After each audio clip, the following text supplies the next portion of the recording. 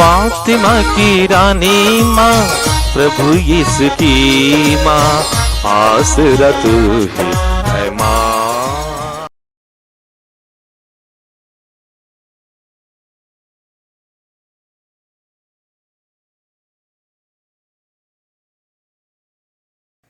पहला पाठ नबी यिर्मयाह का ग्रंथ, अध्याय 20, पद संख्याएं 7 से 9 तक।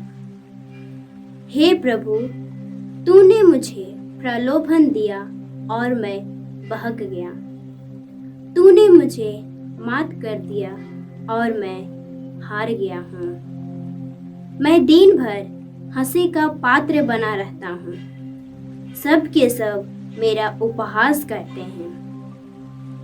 जब जब बोलता हूँ तो मुझे चिल्लाना और हिंसा तथा विध्वंस की घोषणा करनी पड़ती है। ईश्वर का वचन मेरे लिए निरंतर अपमान तथा उपहास का कारण बन गया है। जब मैं सोचने लगा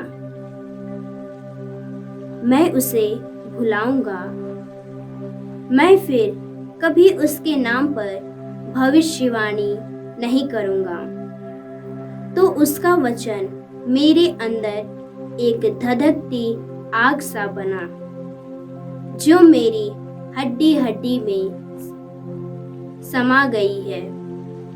मैं उसे दबाते दबाते थक गया हूँ और अब मुझसे नहीं रहा जाता। प्रभु की वाणी। ईश्वर को धन्यवाद। भजन अनुवाक्य। मेरी आत्मा तेरे लिए तरसती है, मेरी आत्मा तेरे लिए तरसती है। हे ईश्वर, तू ही मेरा ईश्वर है। मैं तुझे ढूंढता रहता हूँ। मेरी आत्मा तेरे लिए तरसती है, जल के लिए सूखी संतृप्त भूमि की तरह मैं तेरे दर्शनों के लिए लालयित हूँ। अनुवाक्य। मेरी आत्मा तेरे लिए तरसती है, मेरी आत्मा तेरे लिए तरसती है। मैं तेरे पवित्र मंदिर में तेरा सामर्थ्य और तेरी महिमा देखना चाहता हूँ। तेरा प्रेम प्राणों से भी अधिक वांछनीय है। मेरा कंठ तेरी स्तुति करता रहेगा। अनुवाक्य। मेरी आत्मा तेरे लिए तरसती है, मेरी आत्मा तेरे लिए तरसती है। मैं जीवन भर तुझे धन्य कहूँगा और हाथ जोड़कर तुझसे प्रार्थना करता रहूँगा। तू मेरी आत्मा को तृप्त कर देता है। मैं उल्लसित होकर तेरी महिमा का बखान करता हूँ। अनुवाक्य। मेरी आत्मा तेरे लिए तरसती है, मेरी आत्मा तेरे लिए तरसती है। तू सदा ही मेरा सहारा रहा है। मैं तेरे पंखों की छाया में सुखी हूँ। मेरी आत्मा तेरे लिए तरसती है। तेरा दाहिना हाथ मुझे संभालता रहता है। अनुवाक्य। मेरी आत्मा तेरे लिए तरसती है, मेरी आत्मा तेरे लिए तरसती है। दूसरा पाठ रोमियो के नाम संत पौलुस का पत्र, अध्याय 12, पद संख्याएं 1 से 2 तक। भाइयों, मैं ईश्वर की दया के नाम पर अनुरोध करता हूँ कि आप मन तथा हृदय से उसकी उपासना करें और एक जीवंत, पवित्र तथा सुग्राह्य बलि के रूप में अपने को ईश्वर के प्रति समर्पित करें। आप इस संसार के अनुकूल ना बने, बल्कि सब कुछ नई दृष्टि से देखें और अपना स्वभाव बदल ले। इस प्रकार आप जान जाएंगे कि ईश्वर क्या चाहता है और उसकी दृष्टि में क्या भला, सुग्राह्य तथा सर्वोत्तम है। प्रभु की वाणी। ईश्वर को धन्यवाद। जय घोष। Hallelujah, hallelujah. हे प्रभु, बोल, तेरा दास सुन रहा है। तेरे ही शब्दों में अनंत जीवन का संदेश है। हालेलुया।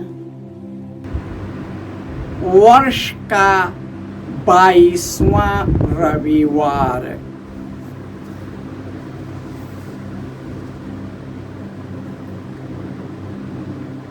प्रभु आप लोगों के साथ हो और आपकी आत्मा के साथ। संत मत्ती के अनुसार प्रभु यीशु ख्रिस्त का पवित्र सुसमाचार। हे प्रभु, तेरी महिमा हो।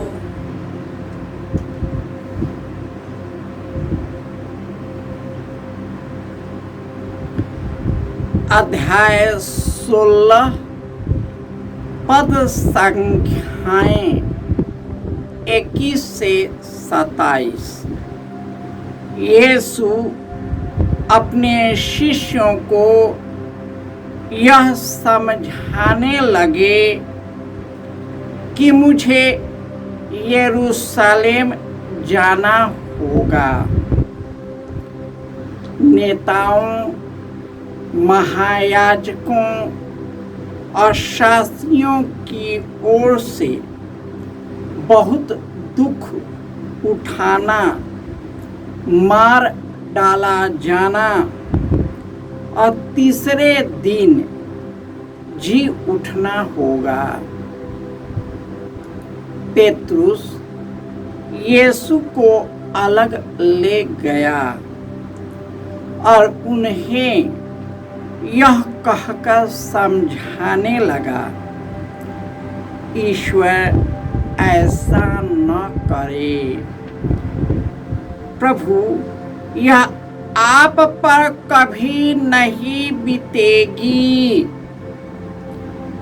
इस पर यीशु ने मुड़कर पेतरुस से कहा, हट जाओ शैतान, तुम मेरे रास्ते में बाधा बन रहे हो। तुम ईश्वर की बातें नहीं बल्कि मनुष्यों की बातें सोचते हो। इसके बाद यीशु ने अपने शिष्यों से कहा,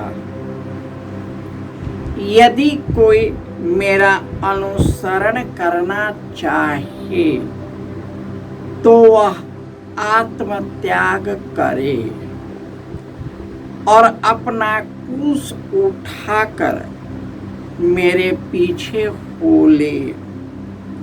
क्योंकि जो अपना जीवन सुरक्षित रखना चाहता है वह उसे खो देगा, और जो मेरे कारण अपना जीवन खो देता है वही उसे सुरक्षित रख सकेगा।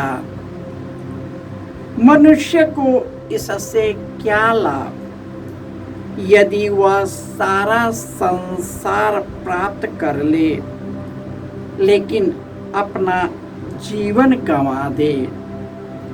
अपने जीवन के बदले मनुष्य दे ही क्या सकता है, क्योंकि मानव पुत्र अपने स्वर्गदूतों के साथ अपने पिता के महिमा सहित आएगा और वह प्रत्येक मनुष्य को उसके कर्म का फल देगा।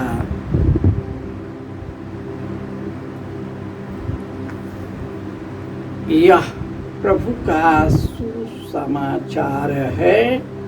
हे क्रिस्त तेरी स्तुति हो। क्रिस्त में प्यारे भाइयों और बहनों, संत पौलुस रोमियों को संबोधित करते हुए यह कहते हैं,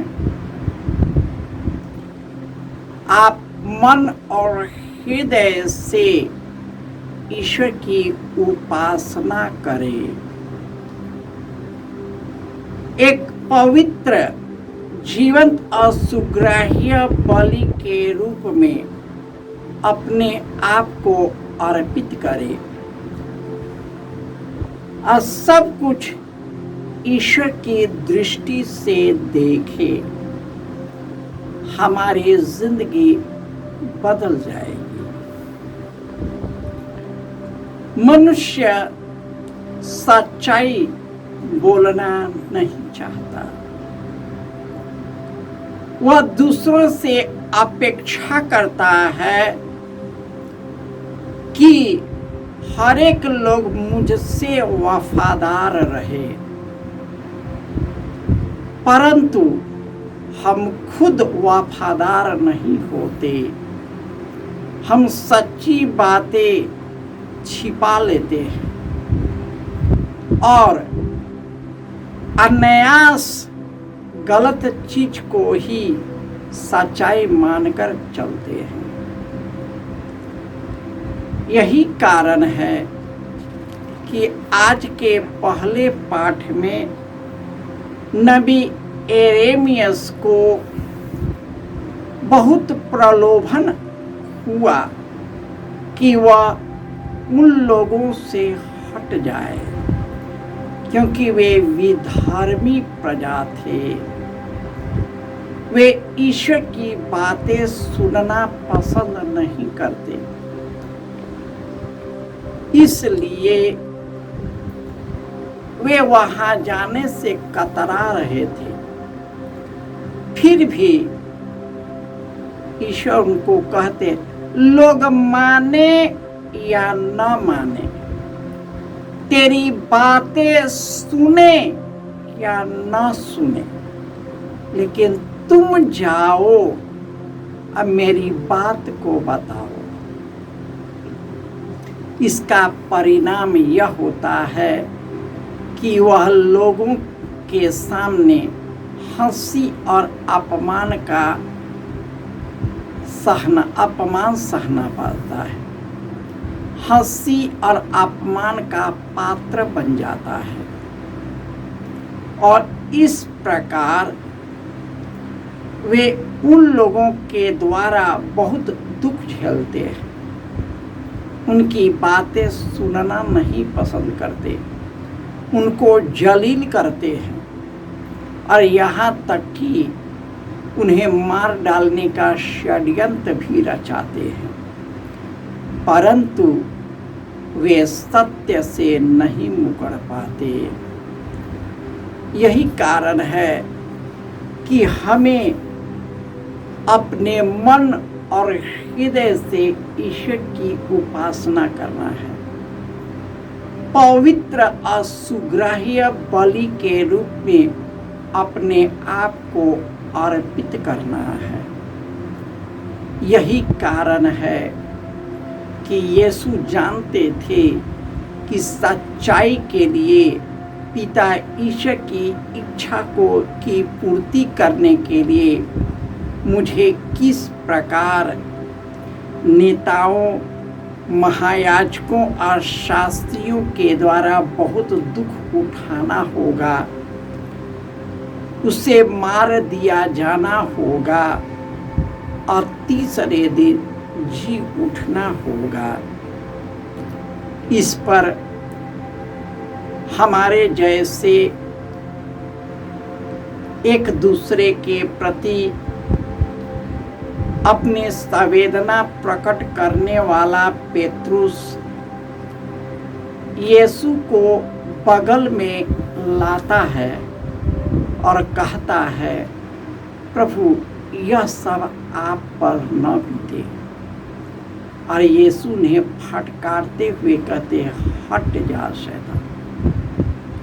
हमारे जिंदगी में अपने ही लोग ईश्वर के मार्ग से हटा देते हैं, हमारे हितैषी बनकर हमारे ईश्वर के रास्ते में रोड़ा बन जाते हैं, उनके मार्ग में चलने से हमें रोक देते हैं। अतः हमें सावधान रहने की जरूरत है, निरंतर प्रार्थना करने की जरूरत है, ताकि हम दूसरों के प्रलोभन में न फंसे, क्योंकि हमारा शरीर दुर्बल है परंतु आत्मा तत्पर है। इसलिए हमें आत्मा में सजग रहने की जरूरत है।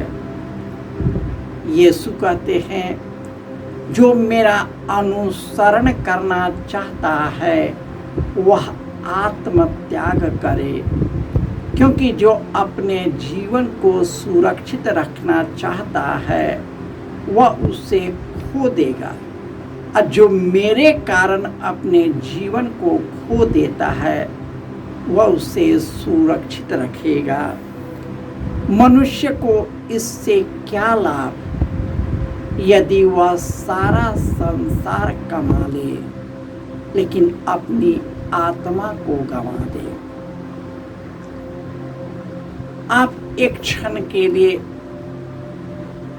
मौन होकर इस बात पर चिंतन करें कि जो मैंने इकट्ठा किया है या मैंने जमीन हड़प कर घर बना लिया है, उसका लाभ हम कितना दिन कर सकेंगे? अनंत जीवन तक,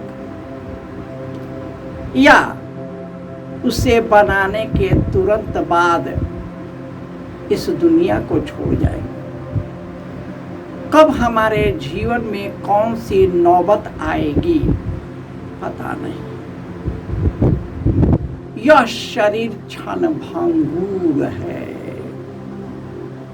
यह शरीर घास के खेतों और फूलों के सदृश है, जो हवा के झोंके लगते ही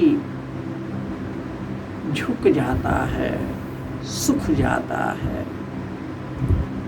यह शरीर कब और कौन सी नौबत आएगी, कौन बीमारी आ पड़ेगी, कौन सी घटनाएं आ पड़ेगी कि यह चलता हुआ शरीर विलीन हो जाए।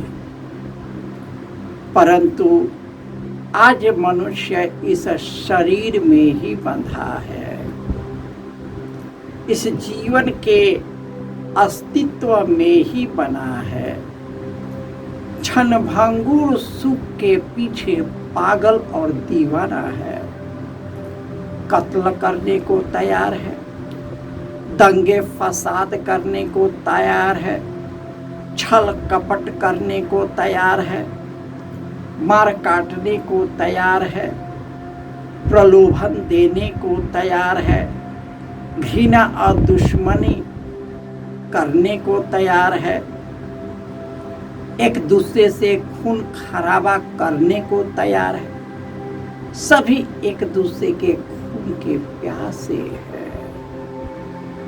और ईश्वर बोलता है, ईश्वर अपने दूतों के साथ आएगा और हमारे कर्मों के अनुसार हमें हर एक जन को निर्णय देगा।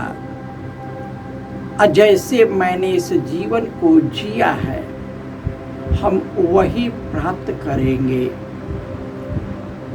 अभी हमें समय है कि ईश्वर की ओर मुड़ जाए, पश्चातापी हृदय से ईश्वर के पास लौट आए, दुश्मनी और विभाजन दूर करे और अपने आप से ऊपर उठकर एक दूसरे की भलाई और कल्याण के लिए अपने जीवन को अर्पित कर दे, जिस प्रकार यीशु ने अपने जीवन को क्रूस पर अर्पित कर दिया है।